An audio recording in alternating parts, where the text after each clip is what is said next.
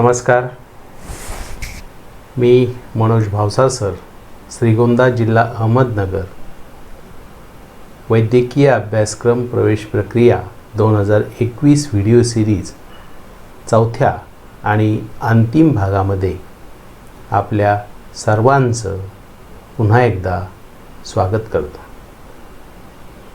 विद्यार्थी व पालक बंधू भगिनींनो, वैद्यकीय प्रवेश प्रक्रियेच्या मार्गदर्शनासाठी जेव्हा व्हिडिओ सिरीज बनवायचं मी ठरवलं, तेव्हा मला असं वाटलं होतं की 1-2 भागामध्ये ही माहिती आपल्याला देता येईल.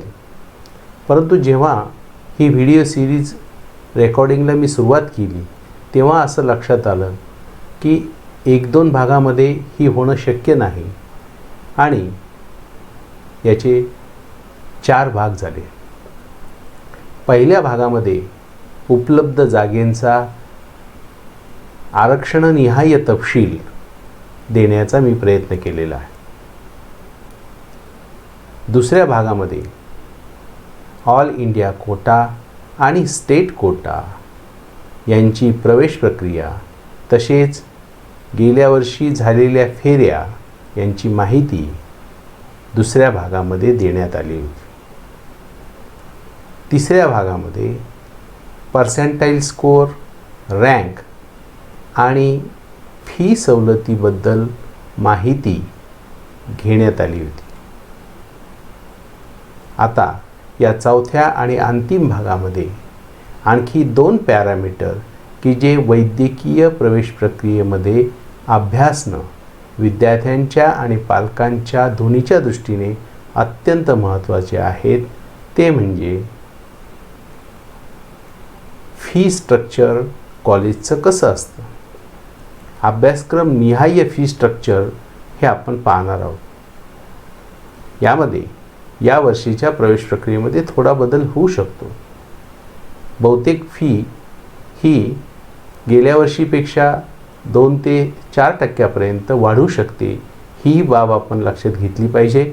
त्याचबरोबर फी स्ट्रक्चर हे अधिकृत साईटवर ब्राउचरमध्ये प्रवेश प्रक्रिया सुरू झाल्यानंतर आपल्याला पाहायला मिळणार आहे. एक फीची जी रेंज असते ती आपल्याला माहिती व्हावी, हा हेतू या भागामध्ये आहे. त्याचबरोबर वैद्यकीय प्रवेश प्रक्रियेसाठी आवश्यक असलेले कागदपत्रांची आरक्षणनिहाय यादी देखील आपण आता अभ्यासणार आहोत, जेणेकरून त्यातील काही कागदपत्रांची पूर्तता आपल्याला लगेच देखील करता येईल आणि प्रवेश प्रक्रिया सुरू होण्यापूर्वी आपल्याकडं सर्व प्रकारची कागदपत्रे तयार असतील, जेणेकरून प्रवेश प्रक्रिया सुलभ होईल. प्रवेश प्रक्रिया सुलभ व्हावी हाच या व्हिडिओ सिरीजचा प्रमुख उद्देश आहे. आपणास ही व्हिडिओ सिरीज आवडली असल्यास आपल्या मित्रमंडळींना ही व्हिडिओ पाठवून द्या, शेअर करा आणि चॅनलवर जर नवीन असाल तर चॅनल सबस्क्राईब करा. या वर्षीच्या प्रवेश प्रक्रियेबद्दलच्या सर्व मार्गदर्शन सूचना, व्हिडिओ अपडेट हे माझ्या चॅनलवर तसेच व्हॉट्सअप ग्रुपवर येणार आहे. यासाठी टेलिग्राम ग्रुप बनवण्यात आलेला आहे. त्याची लिंक ही डिस्क्रिप्शन बॉक्समध्ये दिलेली आहे. आपण त्या लिंकवर क्लिक करून टेलिग्राम ग्रुपमध्ये जॉईन होऊ शकता. त्याचबरोबर आपल्या काही शंका असतील तर त्या आवश्यक कॉमेंट बॉक्समध्ये लिहून कळवा. त्यांना निश्चित उत्तरं दिले जातील. चला आपण आजच्या भागाला सुरुवात करूया. पहिला जो महत्त्वाचा मुद्दा आहे तो म्हणजे अभ्यासक्रम निहाय फी स्ट्रक्चर कसं असतं. पहिला अभ्यासक्रम आपण घेऊया MBBSचा. आता MBBS ह्या अभ्यासक्रम राबवणाऱ्या ज्या संस्था आहेत त्याचे 3 प्रकार आहेत. हे आपण पहिल्या भागामध्ये पाहिलेलं आहे. शासकीय व शासकीय अनुदानित महाविद्यालय हा पहिला प्रकार आहे. खाजगी महाविद्यालय हा दुसरा प्रकार आहे. तर डीम विद्यापीठ म्हणजे अभिमत विद्यापीठ हा तिसरा प्रकार आहे. तिन्हीचंही फी स्ट्रक्चर हे वेगवेगळं असतं. आता यामध्ये मी प्रत्येक कॉलेजचं फी स्ट्रक्चर हे देऊ शकणार नाही, कारण एवढा वेळ आपल्याकडे नाही. परंतु एक रेंज जी आहे फीची, म्हणजे खाजगी असेल किंवा डीम असेल किंवा शासकीय असेल, त्यांची रेंज आपण गेल्या वर्षीच्या आकडेवारीनुसार देऊयात, जेणेकरून आपल्याला या वर्षीसाठी फी स्ट्रक्चरचा अंदाज येऊ शकेल.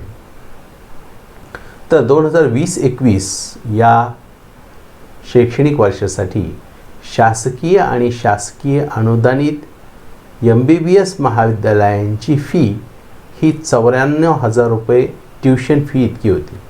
यात महत्त्वाचा विषय हा ट्यूशन फीचा असतो. तर ती ट्यूशन फी ही 94,000 इतकी होती. तर याची डेव्हलपमेंट फी महाविद्यालयाची 5,000 रुपये इतकी होती. कॉलेजनिहाय थोडासा फरक या फी स्ट्रक्चरमध्ये होऊ शकतो. आता दुसरा प्रकार MBBS महाविद्यालयाचा आहे, तो म्हणजे खाजगी. याचंसुद्धा कॉलेजनिहाय फीमध्ये मोठ्या प्रमाणावर फरक आपल्यास आढळतो. एकंदर रेंज जर पाहिली आपण तर 7 ते 12 लाख ही फीची रेंज 20-21 या शैक्षणिक वर्षामध्ये खाजगी MBBS कॉलेजची होती. त्यानंतर तिसरा जो प्रकार आहे तो डीम विद्यापीठांतर्गत MBBS महाविद्यालय जी आहेत, डीम विद्यापीठांतर्गत जी फी स्ट्रक्चर असतं हे या खाजगी आणि शासकीयपेक्षा बरीच अधिक असतं. साधारणपणे त्याची रेंज जर आपण काढली तर 20-21साठी ही 17 ते 25 लाख रुपये प्रतिवर्ष हे जे फी स्ट्रक्चर आहे हे प्रतिवर्ष असतं.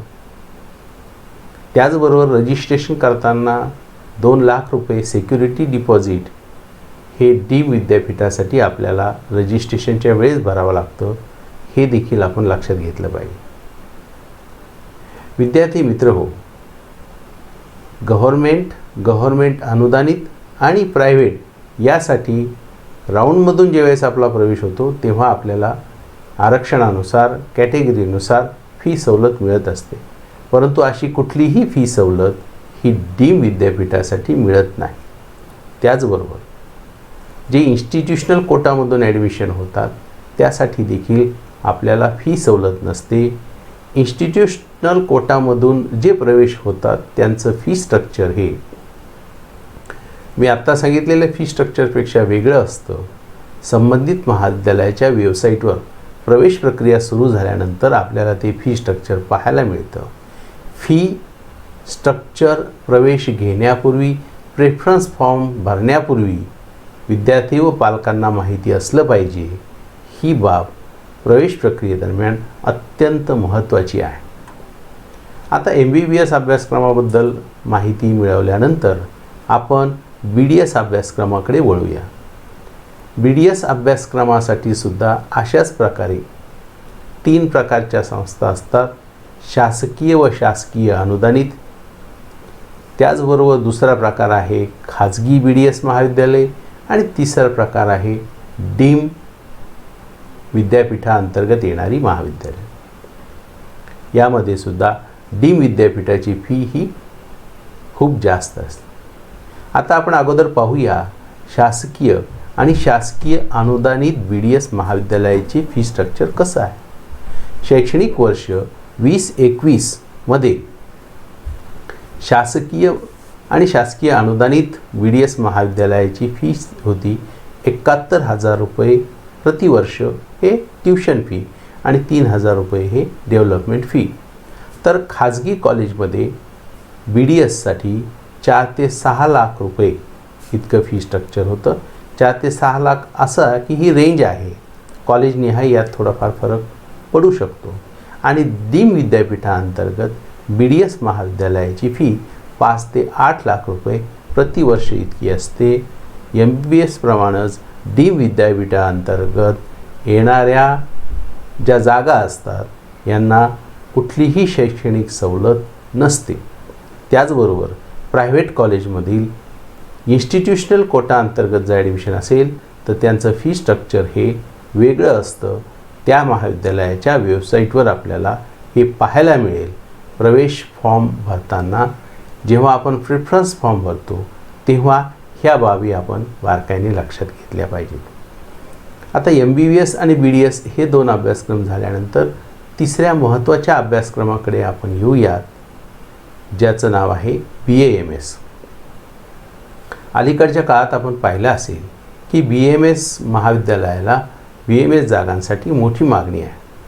तर BAMS कॉलेजचे जे प्रकार आहेत शासकीय, शासकीय अनुदानित आणि खाजगी, याचं फी स्ट्रक्चर नेमकं कसं आहे ते आपण पाहूयात. तर 20-21 या शैक्षणिक वर्षामध्ये 35,700 रुपये प्रतिवर्ष हे शासकीय आणि शासकीय अनुदानित महाविद्यालयाचं प्रतिवर्ष फी स्ट्रक्चर होतं आणि 3,000 रुपये ही डेव्हलपमेंट फी होती. 35,700 ही मी ट्युशन फीचे अंक सांगतो आहे आपल्याला.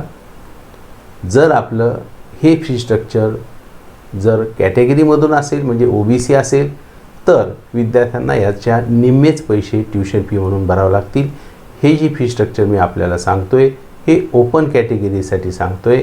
शैक्षणिक सवलतीसाठी विद्यार्थी या शुल्कामध्ये OBC असेल तर 50% असेल, SC ST असेल कॅन्डिडेट तर त्यांना 100% ट्युशन फी माफ असते. आता खाजगी BAMS कॉलेजकडे आपण येऊयात. खाजगी BAMS कॉलेजची संख्या ही मोठी आहे. ती संख्या आणि उपलब्ध जागांचा तपशील आपण भाग 1 मध्ये पाहिलेला आहे. तर अशा खाजगी BAMS कॉलेजचं फी स्ट्रक्चर ट्युशन फीचं असतं 1.5 ते 3 लाख रुपये प्रतिवर्ष. आता आपण लक्षात घ्या, ही फक्त मी ट्युशन फी आपल्याला सांगतोय. या व्यतिरिक्त सर्व अभ्यासक्रमासाठी हॉस्टेल फी वेगळी असते. त्याचबरोबर जे मेस असेल त्याची फी देखील वेगळी असते. ती फी यामध्ये घेतलेली नाही. ही फक्त ट्युशन फी आणि डेव्हलपमेंट फी आपल्याला सांगतो आहे. ठीक आहे, पुढच्या अभ्यासक्रमाकडे आपण वळूया. BHMS. आपल्याला माहिती आहे BHMS अभ्यासक्रमासाठी एकच प्रकार आहे, तो म्हणजे प्रायव्हेट BHMS. कारण शासकीय महाराष्ट्रामध्ये शासकीय BHMS कॉलेज नाहीत, सर्व खाजगी BHMS कॉलेज आहेत. खाजगी BHMS कॉलेजची प्रतिवर्ष फी जी आहे ट्युशन फी ही 1 ते 2 लाखांपर्यंत आहे. कॉलेजनिहाय थोडा फरक यामध्ये पडू शकतो. BHMS अभ्यासक्रमाची फी स्ट्रक्चर आपण पाहिलेलं आहे. अशा पद्धतीने आपण MBBS, BDS, BAMS आणि BHMS अभ्यासक्रमांच्या प्रतिवर्ष फी जी काय आहे त्याची रेंज ही पाहिलेली आहे. पूर्वीच सूचना सांगितली की हॉस्टेल आणि मेस यांचे चार्जेस यामध्ये नाही. शिवाय कॉलेजनिहाय यामध्ये थोडी तफावत येऊ शकते. मग आपण जेव्हा प्रवेश प्रक्रिया सुरू होते तेव्हा संबंधित कॉलेजच्या वेबसाईटवर त्याचबरोबर CET सेलच्या अधिकृत साईटवर आपल्याला फी स्ट्रक्चर महाविद्यालयनिहाय पाहायला मिळते. ते अंतिम समजून आपण प्रवेश प्रक्रिया राबवावी अशी आपणास विनंती आहे. पहिला घटक प्रवेश प्रक्रियेच्या या भागातला झाल्यानंतर दुसरा महत्त्वाचा घटक आपल्याला अभ्यासायचा आहे, तो म्हणजे प्रवेश प्रक्रियेदरम्यान आपल्याला आवश्यक असणारी कागदपत्रे कोणती आहेत त्यांची यादी पाहणार आहोत. आपल्याला माहिती असेल सर्व प्रवेश हे वर्गवारीनुसार केले जातात.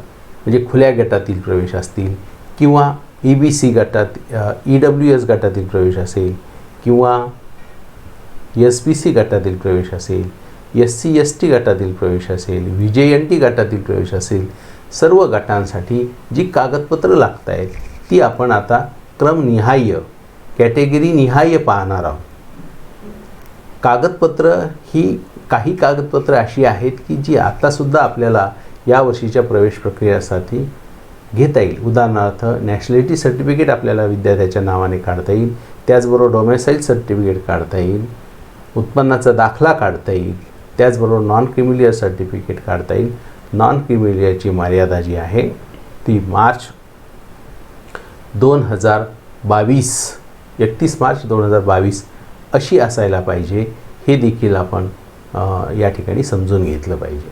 आता कागदपत्रामध्ये देखील काही बारकावे असे आहेत की जर आपल्याला EWS सर्टिफिकेट काढायचं असेल तर EWS सर्टिफिकेट हे राज्याचं वेगळं असतं आणि केंद्राचं वेगळं असतं. म्हणजे राज्याच्या प्रवेश प्रक्रियेसाठी आपल्याला राज्याचं EWS सर्टिफिकेट लागेल, तर केंद्रीय प्रक्रियेसाठी, देश पातळीवरच्या प्रक्रियेसाठी केंद्राचं EWS सर्टिफिकेट आपल्याला लागेल. असाच कागदपत्रांचा विषय नॉन क्रीमी लेअरच्या बाबतीमध्ये आहे.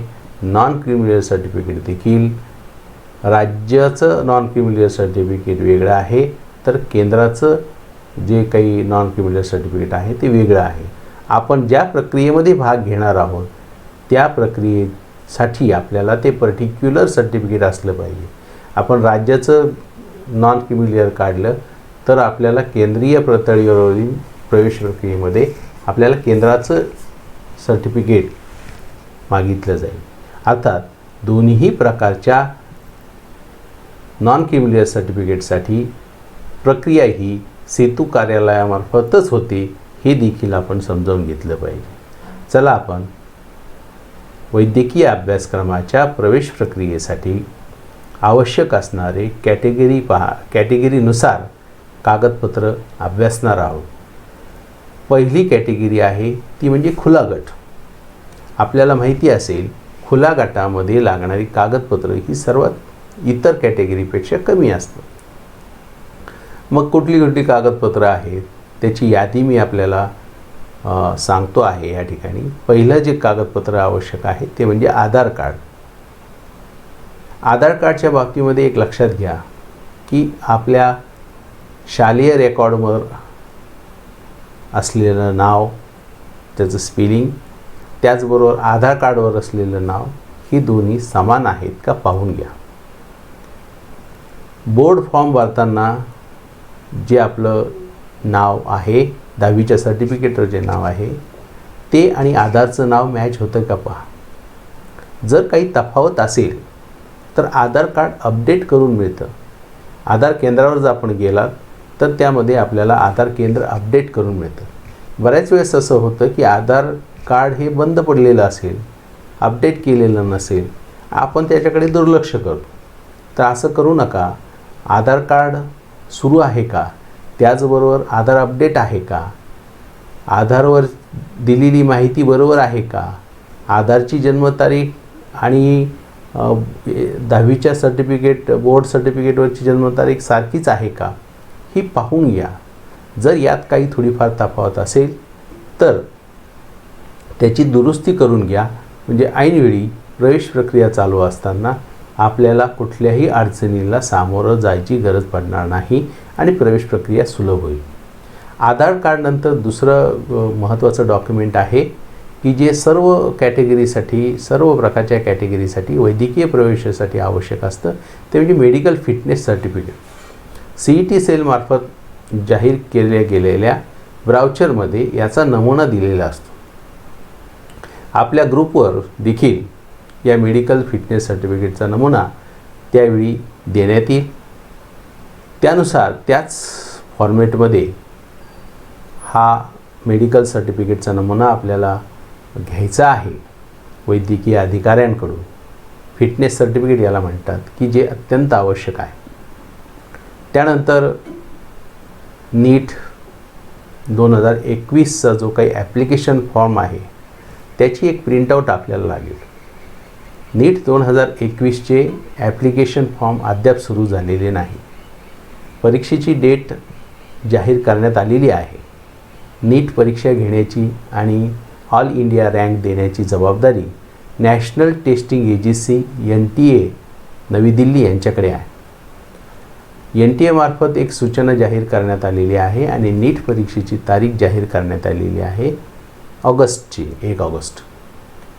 परंतु ॲप्लिकेशन फॉर्म भरण्याची तारीख अद्याप जाहीर केलेली नाही.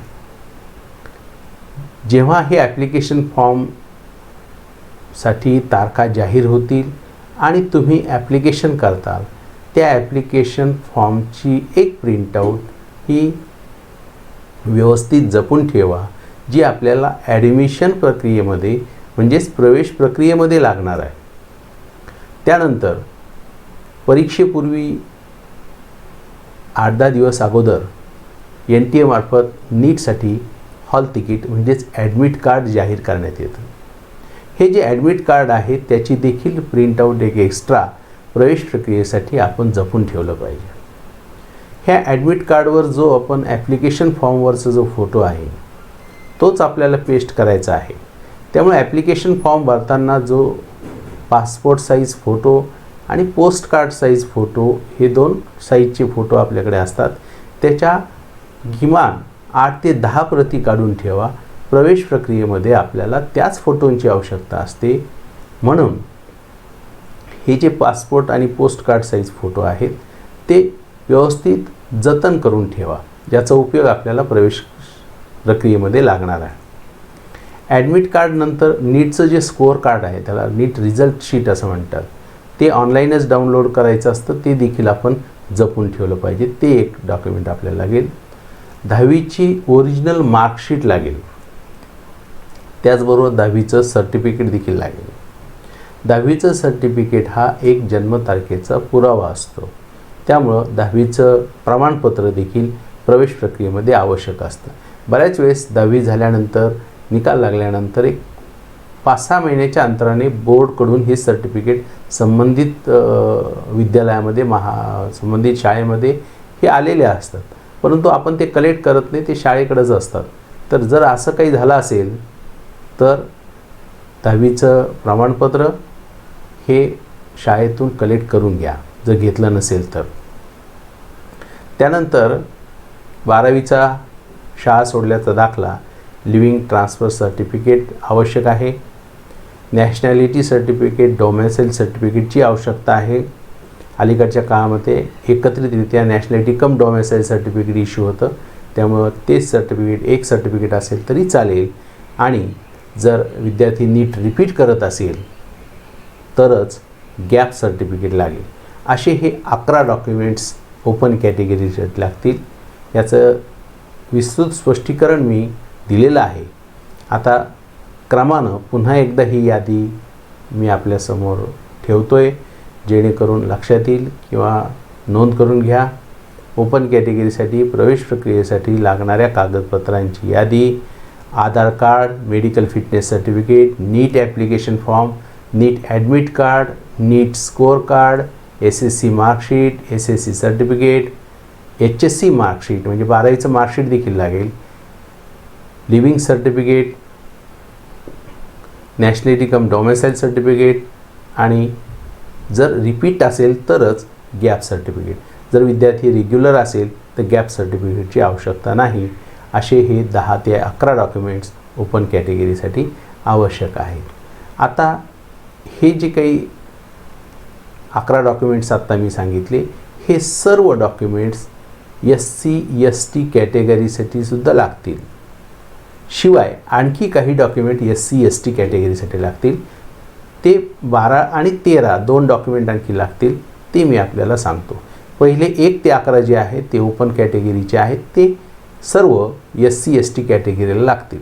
मग आता SC आणि ST कॅटेगरीसाठी आणखी काय लागेल तर कास्ट सर्टिफिकेट लागेल आणि कास्ट व्हॅलिडिटी सर्टिफिकेट लागेल. आपल्याला माहिती आहे की SC आणि ST कॅटेगरीसाठी उत्पन्नाची मर्यादा नाही, त्यामुळे नॉन क्रिमिनल सर्टिफिकेट वगैरे SC ST कॅटेगरीसाठी लागत नाही. परंतु कास्ट सर्टिफिकेट हे अत्यंत आवश्यक आहे आणि कास्ट व्हॅलिडिटी सर्टिफिकेट देखील आवश्यक आहे. आपल्यापैकी बहुतेक विद्यार्थ्यांनी कास्ट व्हॅलिडिटीसाठी अप्लाय केलं असेल ऑनलाईन पद्धतीने. आता ते सर्टिफिकेट्स आपले हळूहळू इश्यू होतील. ते सर्टिफिकेट आपल्याला प्रवेश प्रक्रियेपूर्वी येणं अपेक्षित असतं आणि ते ओरिजिनल स्वरूपामध्ये आपल्याला आवश्यक आहे. SC ST कॅटेगरीच्या कागदपत्रांची यादी झाल्यानंतर पुढची कॅटेगरी आपण पाहणार आहोत, ते म्हणजे OBC, SBC, VJ आणि NT कॅटेगरीच्या स्टुडंटसाठी. म्हणजेच OBC, त्याचबरोबर SBC, त्याचबरोबर VJ, त्याचबरोबर NT या कॅटेगरीच्या विद्यार्थ्यांसाठी ओपन कॅटेगरीप्रमाणे 1 ते 11 जे काही डॉक्युमेंट्स आहेत, म्हणजे आधार कार्डपासून तर ते नॅशनॅलिटी डॉमिसाईल सर्टिफिकेट हे तर आवश्यक आहेतच, या व्यतिरिक्त आणखी 3 डॉक्युमेंट असणं आवश्यक आहे. ते म्हणजे कास्ट सर्टिफिकेट, त्यानंतर कास्ट व्हॅलिडिटी सर्टिफिकेट आणि त्यानंतर नॉन क्रिमिलियर सर्टिफिकेट, की जे 31 मार्च 2022 पर्यंत व्हॅलिड असलं पाहिजे. आता आपल्या लक्षात आलं असेल की ओपन कॅटेगरीसाठी 11 डॉक्युमेंट लागत होते, SC ST साठी 13 डॉक्युमेंट झाले, तर आणखी 1 डॉक्युमेंट वाढलं OBC साठी, ते म्हणजे नॉन क्रिमिलियर सर्टिफिकेट, हे 14 डॉक्युमेंट्स झाले. अशा पद्धतीने OBC, SBC, VJ, NT कॅटेगरीसाठी हे 14 डॉक्युमेंट्स आवश्यक आहेत. आता आणखी एक रिझर्वेशन कॅटेगरी राहिलेली आहे, ज्यासाठी डॉक्युमेंट आपल्याला पाहिजे, ते म्हणजे EWS कॅटेगरी. EWS म्हणजे economical weaker section category. Economically weaker section कॅटेगरीसाठी आवश्यक असणारे जे डॉक्युमेंट्स आहेत ते ओपन कॅटेगरीप्रमाणे 1 ते 11 आहेतच, म्हणजे आधार कार्डपासून नॅशनॅलिटी डॉमिसाईलपर्यंत जे डॉक्युमेंट्स आपल्याला यादी सांगितली ते सर्व डॉक्युमेंट्स EWS साठी लागतात. याबरोबर आणखी एक सर्टिफिकेट लागतं, ते म्हणजे economical weaker section certificate, EWS certificate. आता मी आपल्याला इंट्रोडक्शनमध्ये सांगितले की EWS सर्टिफिकेट हे केंद्रासाठी, केंद्रीय प्रवेश प्रक्रियेसाठी वेगळं असतं आणि राज्याच्या प्रवेश प्रक्रियेसाठी वेगळं असतं. तर हे दोन्ही प्रकारचे EWSचे सर्टिफिकेट्स आपण काढून घ्या, जेणेकरून प्रवेश प्रक्रिया ही सुलभ होईल. EWS सर्टिफिकेटसाठी काही विशिष्ट क्रायटेरिया आहेत. उत्पन्नाची मर्यादा असेल, जागेची मर्यादा असेल, ह्या सर्व बाबी आपल्याला EWSच्या सर्टिफिकेटच्या फॉर्ममध्ये मिळतील. आणि मग सर्व जे काही आरक्षण होते किंवा सर्व जागांचं जे वर्गीकरण होतं त्याबद्दल लागणाऱ्या कागदपत्रांची माहिती आपण इथे घेतलेली आहे.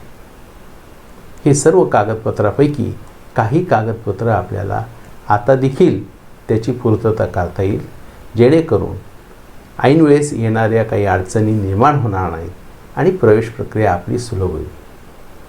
विद्यार्थी व पालक बंधू भगिनींनो, वैद्यकीय अभ्यासक्रम प्रवेश प्रक्रिया हा विषय अत्यंत मोठा असून सर्व बाबींची माहिती विद्यार्थी व पालकांना असली पाहिजे, जेणेकरून प्रवेश आपला योग्य त्या अभ्यासक्रमाला आणि योग्य त्या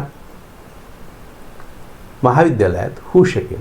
यासाठी ह्या सर्व बाबींची माहिती देण्याचा प्रामाणिक प्रयत्न मी या व्हिडिओ सिरीजमधून आपणास या माहिती देण्याचा प्रयत्न करत आहे. आपल्याला ही व्हिडिओ सिरीज आवडली असेल तर लाईक करा, शेअर करा आणि त्याबाबतच्या महत्त्वाच्या काही सूचना असतील तर आपण कॉमेंट बॉक्समध्ये लिहून कळवा. आपल्याला निश्चित उत्तर दिले जाईल. आपण सर्वांनी या व्हिडिओ सिरीजचा लाभ घेतला. पहिल्या, दुसऱ्या आणि तिसऱ्या भागाला प्रचंड आपण प्रतिसाद दिला, त्याबद्दल आपल्या सर्वांचं मी आभार मानतो. नमस्कार.